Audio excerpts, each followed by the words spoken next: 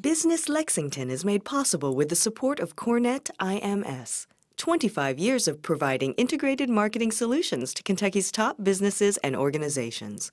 Cornet-IMS.com. In this month's look at communities around Kentucky, Sylvia Lovely takes us to Inez, Lexington, and Moorhead. I had not expected eloquence. It was a long dinner. The speeches were not stirring. Then came the last speaker, a doctor overseeing the training of young physicians. His remarks were unexpectedly inspiring, but I must admit, troubling. Folks, he said, altruism is dead. Our young doctors do not want to work with poor people, and they want to be paid for night calls and weekends. I don't know what we're going to do. He was in despair, and understandably so. A recent study from the Pew Charitable Trust found that today's youth indicate a desire to be rich and famous above all else. They spend less time with adults than any previous generation, preferring to shut out the world with electronic devices plugged into their ears. However, I have an abiding faith that the younger generation does want to make a difference. As Einstein observed, one can spend life seeing the world as one of despair or one of hope. I prefer the latter because some good things are happening out there.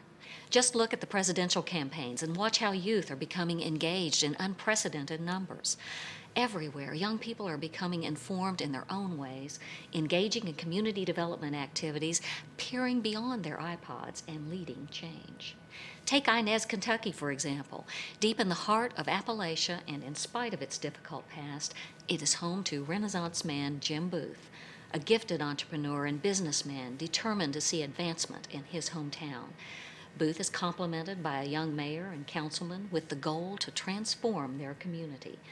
The city's young economic development professional left a job on the national stage to return home and put it this way: I love this place and see the possible. I want to help everyone appreciate the beauty and uniqueness of our way of life, she said. Together, they are working to develop a downtown centerpiece office building which can serve as a hub of activity, an Inez small-scale version of Louisville's magnificent Museum Plaza. Recently, Henry County High School senior Matt Doan organized a voter registration drive for his classmates as a senior project and invited me to be the keynote speaker. He reports that his drive was nearly 100% successful. 100%. The tide is turning, as we hoped they would. Our youth are seeing themselves as part of a bigger picture. As a final example of hope, consider a dynamic group of Moorhead State University students who participated in the New City Moorhead Initiative and recently was conducted by the New Cities Institute.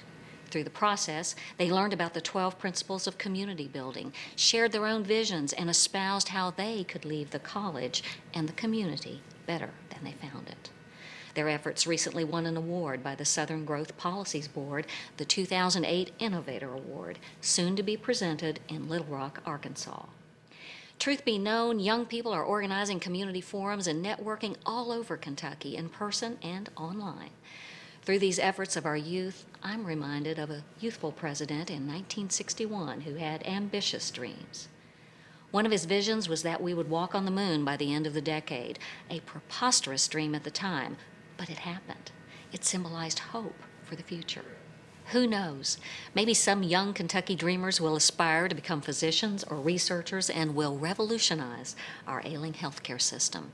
I hope the doctor from the dinner is around to see it. For the New Cities Institute, I'm Sylvia Lovely.